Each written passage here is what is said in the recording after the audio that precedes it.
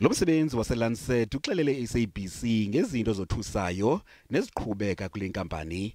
Uthi kweziveki ezimbini ezidlulileyo omnye umsebenzi kule nkampani uyafumaniseka inentsholongwane yeCorona.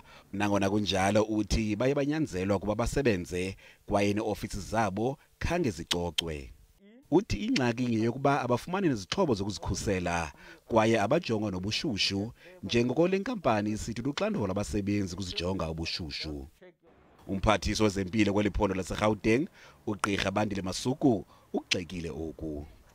This is essentially a criminal case. It's a criminality because it's managed by, the Act in the Labour Act, that the companies must have responsibility and occupational health responsibility to their employees.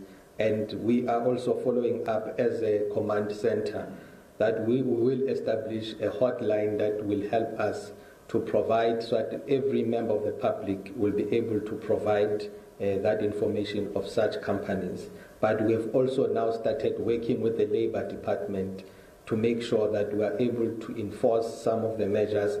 Umasuku uthi isixeko saseGauteng sinabantu abaninzi abosulelekayo lentsholongwane yeCorona kweli phondo.